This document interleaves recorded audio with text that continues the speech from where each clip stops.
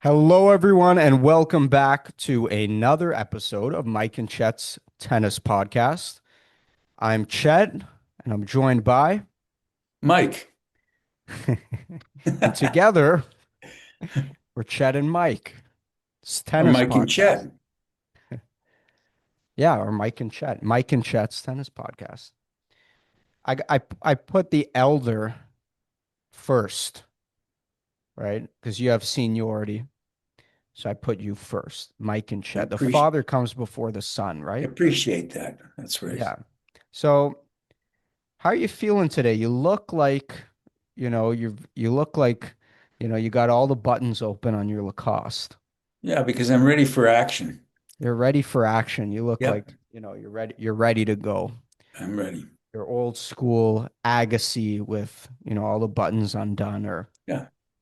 I think Sampras did that too. You get going and the button comes undone. So you look like you're revved up and ready to go. What did you think of that Indian Wells result? Well, I got to tell you that Tell me. I saw the women's final, and that's arguably the best women's match I've ever seen. Wow, They're that's a both big hitting statement. hard, accurate, returning serve hard, serving well, moving. Yeah, They're terrific. I think they're yeah. terrific. I mean, that's such a great matchup. I mean, but what's up with Iga? I mean, like, is Iga falling off? Looks like it. I Looks like mean, I think she's losing. I think Iga is losing Rabakina's taking her confidence. place. Yep. Iga's losing confidence. She was number one for quite a while. And she still hits well and she still moves well, but she doesn't have that confidence to win the big points. Yeah, I mean, she's a great all-around player. But she's lacking the weapons of Rybakina and Sabalenka, and we see that more and more in the game where I feel like a player has to really have an outstanding weapon to win, consistently and win, these bigger tournaments. You have to have a weapon. And, Yep. you can be a very solid all-around player, athletic, cover the court well, very consistent, hit deep, whatever.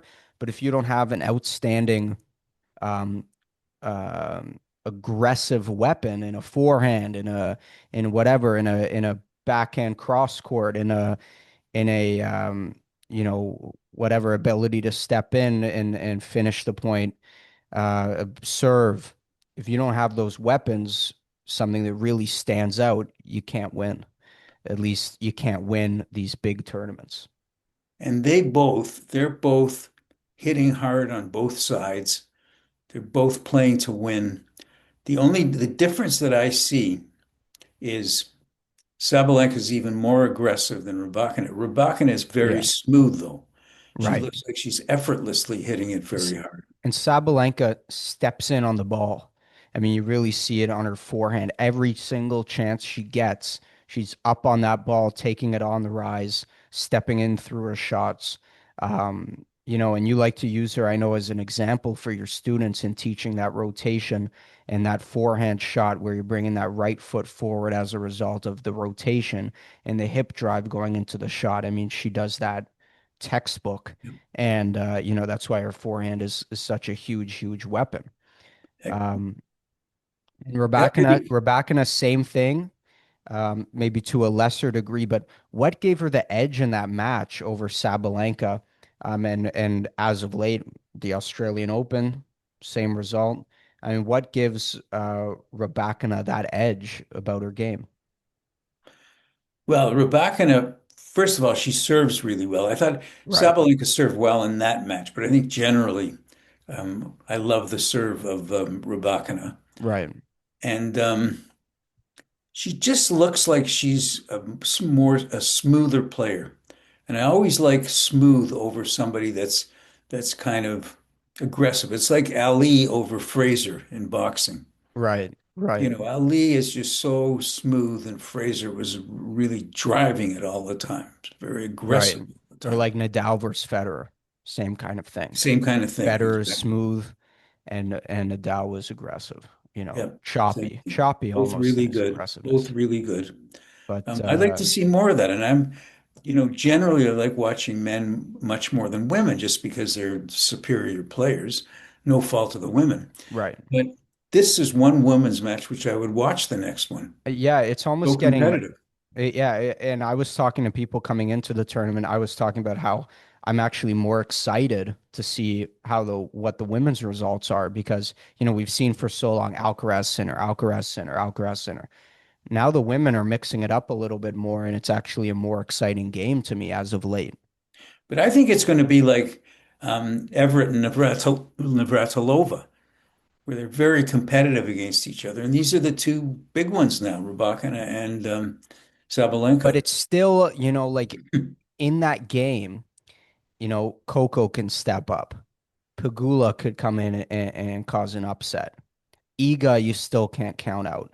You have um you have great Amisanova. You have great names in that mix that who's the young American girl? I'm blanking on her name.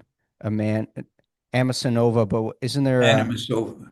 yeah, the other one. The other one, the A girl, Andreescu, Andreescu, she just lost today in yeah, I think the qualifying of Miami.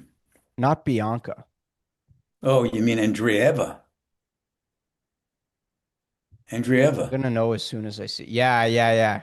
Andreeva, Mira Yeah, Andreeva. but I think she pronounced it Andreeva. But Andreeva? it doesn't matter. But she's also very good. She's very young too. Yeah, 18. I She's like watching her. she's something to watch. I mean, so it's a great tournament.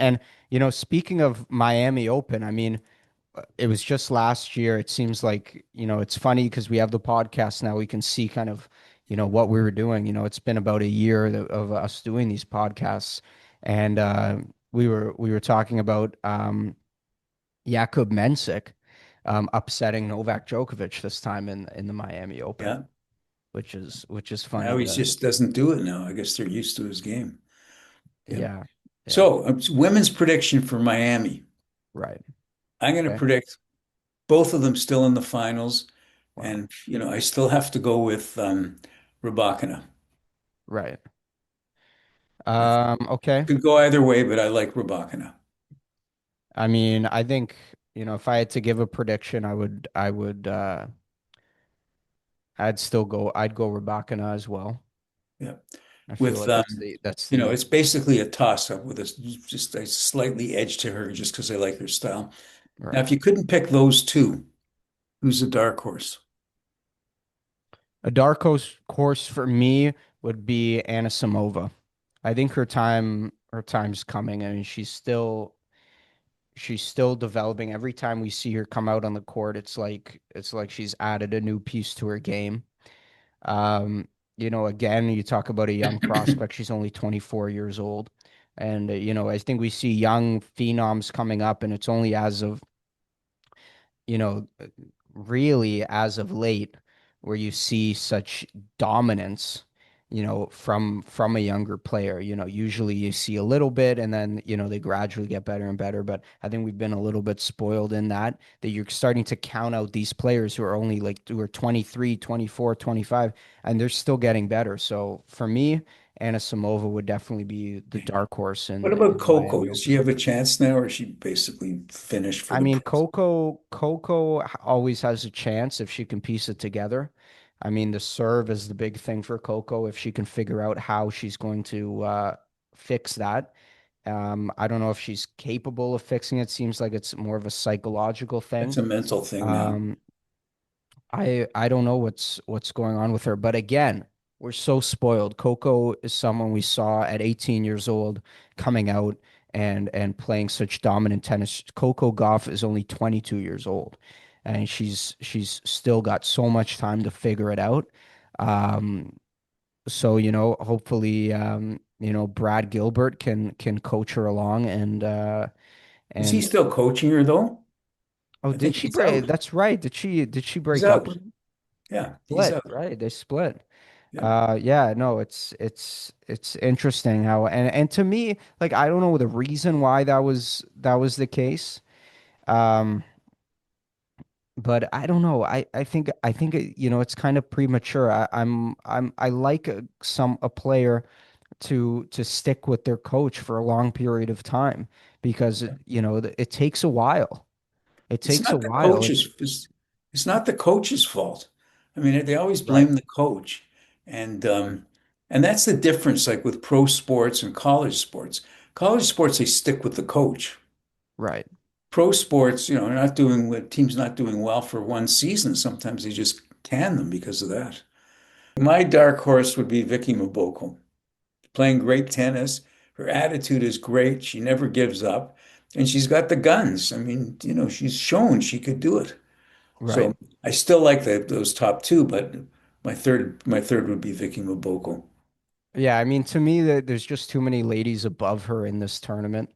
I just don't think that she has the experience. She has the um, basically it boils down to are you able to take this pressure that's now mounted on you from winning the National Bank Open, winning a Masters Series event, and coming into another one to win at as an 18-year-old?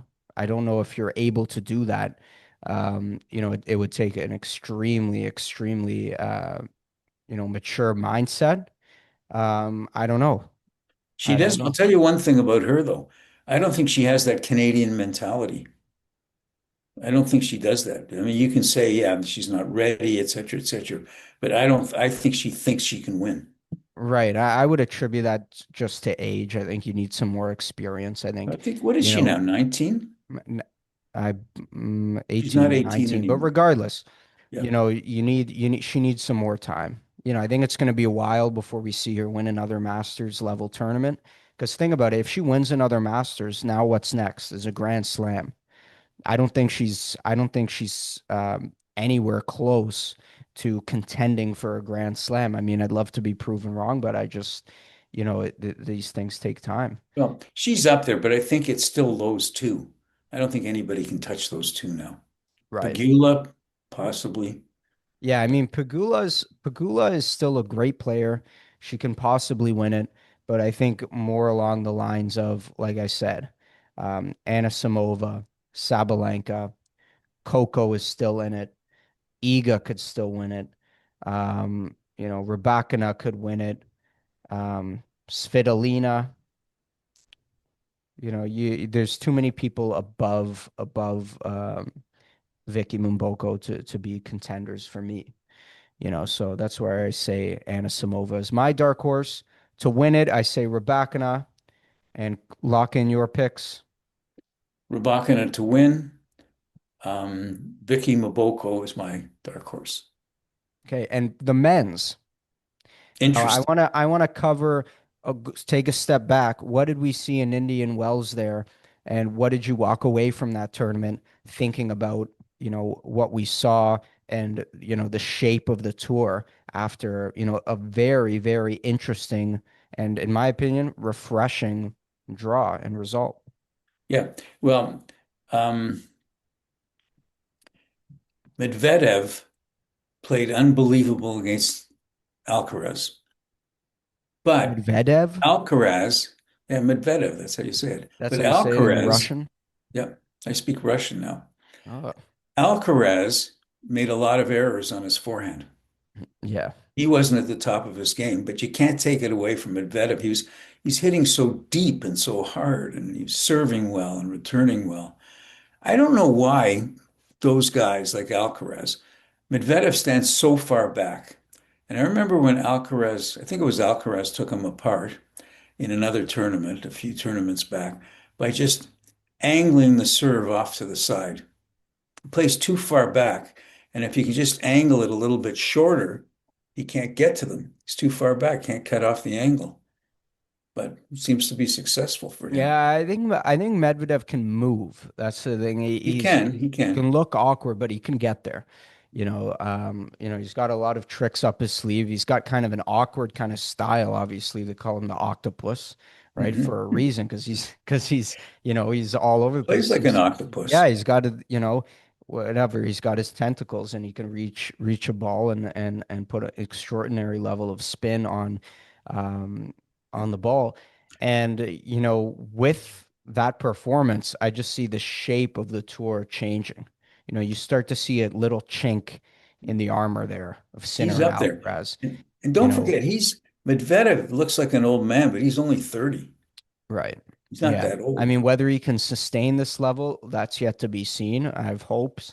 And I hope that other players have now taken note of, what he was able to do there. And, maybe it gives confidence to a Zverev or gives confidence to a Fritz, gives confidence to Draper, gives confidence to these guys who are looking at Alcaraz and Sinner as head and shoulders above the rest. And it's kind of came back to what we were talking about last episode in that you can't look at these guys and think, oh, they're so much better than everyone else. If you're a top 10 player, you have to work on that mindset every day that I can beat these guys. And I think if you're looking at what Medvedev was able to accomplish in that tournament and focus on, how he was successful, what he was doing in those points to be ultra aggressive. I mean, that seems to be basically the only answer to beat Sinner and Alcaraz is you've got to play a very aggressive game because if you're not aggressive, they'll eat you alive. So you have to be on 100% and you have to play every single point as the aggressor. And if you lose, lose making those mistakes as the aggressor. But you I can't agree. beat these guys if you're playing in neutral or defense. You're baby food to them. Yep, I agree. And it goes back, something goes back to what I've said a few episodes back, that these players, like like Federer used to do it, Djokovic used to do it. When the big points came, those guys came out and won them. Yeah, they And weren't. it's They the went same in big. this when you Bigger center the against point, the bigger Medvedev. they went. It almost seemed like. Yeah. Center against Medvedev. Same thing happened. He wins two tiebreakers in a row. And he was He down wins the five big zero ones. in the second. Yeah, he wins the big ones. 0-5. Still thinks I he mean, can win. yeah, I mean, and that hand was cramping up, and he double faulted to give Medvedev his fifth point there in that second tiebreak, and then he became Sinner again, and he became Medvedev took his foot off the Pedal.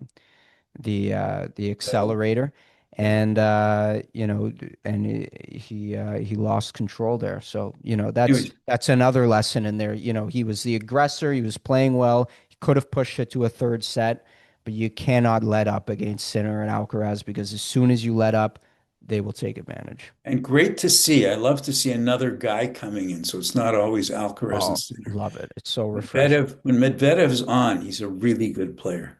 But Yeah. then he can lose to some, you know, guy that's not at the top. Yeah, I mean he's building a good rhythm here. I'd love to see him go into Miami and really have another great performance, make a run there. I mean, for him, he's got to make a run because he has to be in a rhythm. Yeah, he hits very hard. So if he's got the confidence, I mean, he hits hard, he hits That's deep, huge for him. and he can move. That's huge for him. He has to build up the confidence. He's not one of these guys who can have a bad tournament and then turn it around in the blink of an eye. He has to build upon it, and we've seen him building on his results over the last year after having, a very bad kind of end of 2024 into 2025. And now, towards the end of 2025 into this year, we're starting to see a little bit of a resurgence.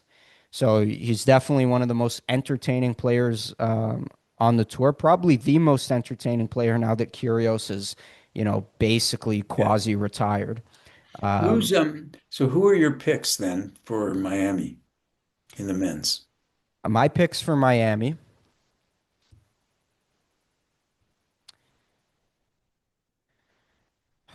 It's I'm gonna, difficult now, isn't it? yeah, it's very difficult. I mean, how do you not say Sinner?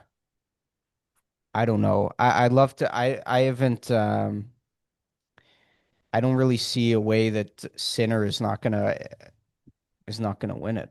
And in the finals, I've got to look at the draw real quick. Hold on. well, Alcaraz is on the other side. Well, Alcaraz is on the other side, but I want to give if I can, I'd love to see. I want to see what side um, Draper's on. Draper got slaughtered by who slaughtered him? Medvedev? Yeah, Yeah, Medvedev beat him 6-1, 7-5, yeah, but Draper did take out Novak. yeah. But Novak is Novak still Novak? No, not of before. Of He's course not. 39 next month. Is it next month, April or May, one of those months? Yeah, he'd be 39. Now he's getting now every year I think is important. Oh yeah, every month is important at this point. I mean, He's still good. He's still okay. good. He Okay. still might be the third or fourth best, but I mean, we have a very interesting tournament. I mean, I would say okay. I'm gonna give an interesting finals. Well, I'm gonna give the most likely answer, okay? Alcaraz Sinner, right? yes. Sinner's champion. Okay. Now I'm gonna go dark horse finals. Dark horse finals. Dark horse finals Mhm. is Zverev versus Kaboli, and Zverev wins. Zverev versus who? Kaboli, Flavio Kaboli, Isn't that a pasta dish? who won Acapulco. Isn't that a pass? No, you're thinking of Musetti. Kaboli. What's your favorite pasta? Kaboli, Berrettini, or Musetti? I like Musetti with a little bit of pomodoro sauce, you Yeah, know. Musetti should come out. I have a good one. Musetti Musetti spaghetti. spaghetti. Yeah, Musetti Yeah, spaghetti. I'd buy that. You'd buy it? Yeah, I'd There you buy go. that. Anyways, okay, so I've got to go. See, I know Alcaraz can be vulnerable. I've seen him play not that well too, but I got to go Right. Alcaraz versus Sinner. And just to be controversial, I'm going to go Alcaraz to win it. Yeah. Yep. Now, dark horse. Well, I got to put Medvedev in the finals as a dark horse. He's still a dark I horse. think he'll go far, but I don't see him making another final. Yeah. And I don't know, depending on which side he's on. Um, what about your favorite, Fritz? What happened to him? Fritz is too rocky. Fritz is too rocky. I mean, he can have a great performance. But again, he could make a run, but I don't know if he's going to make the I don't think he finals. can win. Yeah. Something is a little bit off. Anyway, I think he's focused on his girlfriend too much. this I'll say this Miami Open is going to be the most important tournament of 2026. This is going to dictate the year. This is going to, because we're at such a pivotal point now. We've seen Alcaraz defeated. We've seen Medvedev, a former world number one, who's going into Indian Wells, was not predicted to make the finals, put a chink in Sinner's armor. Both guys are vulnerable. The other contenders on the tour have now seen these results. I'm sure they are foaming at the mouth, ready for the opportunity to play both these guys. So I think this tournament is so important, and it's gonna. And if the right guy, if the right guys can win, it's gonna change this whole year. Who we're looking at to make Grand Slam finals? Who we're looking at to win Masters tournaments? Who we're looking at that's going to be the up and comers and new people on the block. I think this is going to be extremely interesting. Yeah, I agree. I think I'm really looking forward to both the men's and the women's. I never thought I'd say that, but yes, I'm looking forward to both of them. And of You're going to be like Don Cherry. You know Don Cherry? course, yeah, the hockey coach Yeah, now. always making the controversial takes and then he got fired from TSN for I think saying he got fired because of those shirts that he gets Hockey Night in handmade Canada. in Italy, with the high collars. Yeah. No, he got fired because of his I'm just remembrance. kidding. Yeah, yeah, yeah. But his comment about the poppies. What was that? If you're not wearing a poppy, you're not Canadian. What's wrong with that? I agree with Well, him. people didn't like it because he was, they thought he was ragging on immigrants or something like that. And Yeah. and Don No, Cherry, he was always at the like that was his thing. That was his thing. He would always make off the cuff, on the edgy kind of comments. you know And what he's like? He's like the Trump of hockey commentators. Right. He always said kind of the like he was an edgy kind of guy, the way he spoke, but People you liked know, them and people loved people to liked listen. him. People liked him for sure. I Yeah. mean, there's hockey fans who really liked him, but you know, I think that cancel culture is kind of dissipating a bit. So I think you'll be okay. Anyway, anyway, because I want to stay on these podcasts. Yeah, And, hopefully, and our advertisers, our big name advertisers don't. yeah. Well, they got to give me warning first. They got to say, calm Yeah, down. they got to say, Mike will we might you got to tone it down or we'll have to change the name of the podcast to Chet and Mike's Tennis Okay. Podcast. Okay. Anyways, really interesting. And it's underway now. Miami is underway. It's underway. Yep. Here we go. Big tournament, maybe the biggest of the whole year, will definitely dictate the year. Really looking forward to it. Me too. And with that, like, comment, subscribe. Stay tuned for more. Dad, thank you so much for your time. Always my pleasure. Love chatting with you. Me too. Okay, talk soon. Bye, everybody.